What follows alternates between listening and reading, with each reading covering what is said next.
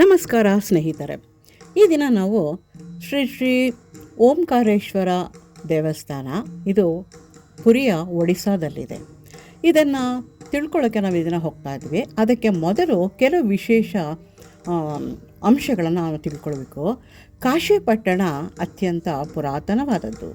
ಪುರಿಯಲ್ಲಿರುವ ದೇವಾಲಯಗಳು ಸಹ ಅಷ್ಟೇ ಪುರಾತನವಾದದ್ದು. ವಿಶಿಷ್ಟವಾದ ಭಕ್ತಿ, ಪ್ರಶಾಂತತೆ, ದೇವರ ಕೃಪೆ ಭಕ್ತರಿಗೆ ಸಲ್ಲುತ್ತದೆ. ಪುರಿಗೆ ಹೋದಾಗಲೂ ಈ ದೇವಸ್ಥಾನಗಳಿಗೆ ಭೇಟಿ ಕೊಡಲೇಬೇಕು.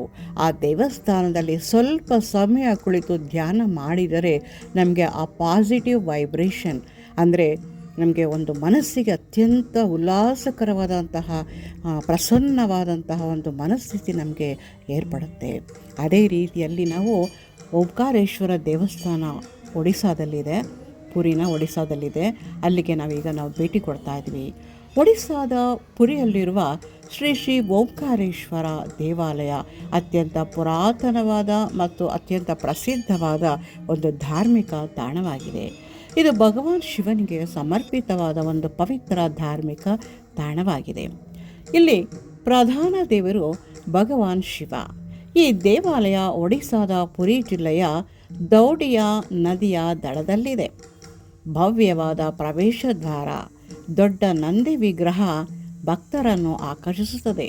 ನಾವು ಮಹಾದ್ವಾರಕ್ಕೆ ಹೋಗುವಷ್ಟರಲ್ಲೇ ನಮಗೆ ಈ ನಂದಿ ವಿಗ್ರಹ ಎಲ್ಲರನ್ನು ಕೂಡ ಅತ್ಯಂತ ಆಕರ್ಷಣೆಯನ್ನು ಮಾಡಿ ಹತ್ತಿರಕ್ಕೆ ಕರೆಯೋ ಹಾಗೆ ಅಲ್ಲಿ ಇದೆ. ಪುರಿಗೆ ಬರುವ ಭಕ್ತರು ಜಗನ್ನಾಥನ ದರ್ಶನದ ಜೊತೆಗೆ ಓಂಕಾರೇಶ್ವರ ಸ್ವಾಮಿಯ ಆಶೀರ್ವಾದವನ್ನು ಕೂಡ ಪಡೆಯಬಹುದು. ಇಲ್ಲಿನ ವಿಶೇಷತೆಗಳು: ಇಲ್ಲಿ 108 ಜ್ಯೋತಿರ್ಲಿಂಗಗಳನ್ನು ಪ್ರತಿಷ್ಠಾಪಿಸಲಾಗಿದೆ. ಮತ್ತೊಂದು ವಿಶೇಷವೆಂದರೆ ಸ್ವತಃ ಭಕ್ತರೇ ಇಲ್ಲಿ ಪೂಜೆಯನ್ನು ಸಲ್ಲಿಸಬಹುದು.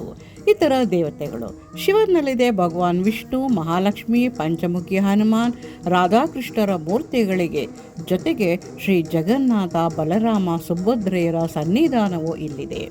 ದೇವಾಲಯದ ಆವರಣದಲ್ಲಿ ಸುಂದರವಾದ ಉದ್ಯಾನವನವಿದೆ, ಗೋಶಾಲೆಗಳಿವೆ ಮತ್ತು ಭವ್ಯವಾದ ನಂದಿ ವಿಗ್ರಹ, ಬೃಹತ್ ರಥದ ಚಕ್ರಗಳ ಚಿತ್ರಣಗಳಿವೆ.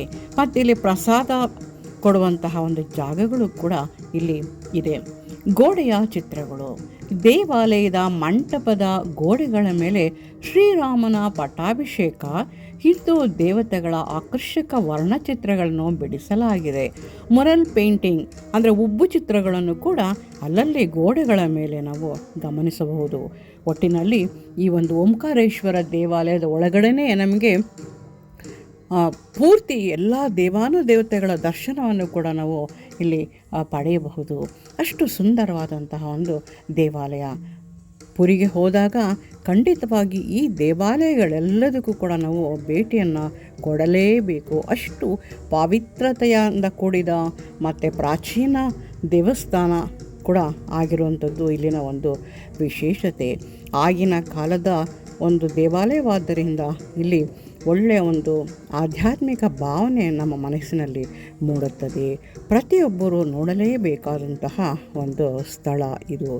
ಈ ಒಂದು ಓಂಕಾರೇಶ್ವರ ದೇವಾಲಯದ ಬಗ್ಗೆ ನಾನು ಕೊಟ್ಟಿರುವ ಮಾಹಿತಿ ನಿಮಗೆ ಇಷ್ಟವಾದರೆ ಲೈಕ್ ಮಾಡಿ, ಸಬ್ಸ್ಕ್ರೈಬ್ ಮಾಡಿ. ಇಲ್ಲಿ ಮತ್ತು ಈ ಒಂದು ದೇವಾಲಯದ ದರ್ಶನವನ್ನು ಕೂಡ ನೀವು ಅನಂತ ಪದ್ಮನಾಭ ಸ್ವಾಮಿಯ ಒಂದು ದೊಡ್ಡದಾದಂತಹ ಒಂದು ವಿಗ್ರಹವನ್ನು ಕೂಡ ನಾವಿಲ್ಲಿ ನೋಡ್ತಾ ಇದ್ವಿ. ಅದು ಕೇರಳದಲ್ಲೂ ಕೂಡ ಅತ್ಯಂತ ಪ್ರಸಿದ್ಧವಾದಂತಹ ಮತ್ತು ವೈಭವಯುತವಾದಂತಹ ಒಂದು ದೇವಸ್ಥಾನ.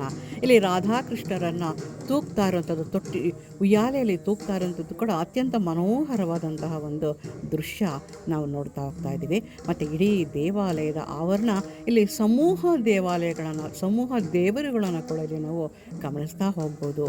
ನೀವು ಕೂಡ ಪುರಿ ಜಗನ್ನಾಥನ ದರ್ಶನಕ್ಕೆ ಹೋದಾಗ ಇಲ್ಲಿರುವಂತಹ ದೇವಾಲಯ ಓಂಕಾರೇಶ್ವರ ದೇವಾಲಯಕ್ಕೂ ಕೂಡ ನೀವು ಭೇಟಿಯನ್ನು ಕೊಡಲೇಬೇಕು. ಅಲ್ಲಿನ ಒಂದು ಪ್ರಶಾಂತತೆ, ದೇವಾನುದೇವತೆಗಳ ಒಂದು ಅಂದ ಚಂದ ಮತ್ತು ಅಲ್ಲಿನ ವರ್ಣಚಿತ್ರಗಳು ಇವೆಲ್ಲವನ್ನು ನೋಡಬಹುದು. ನಮಸ್ಕಾರ.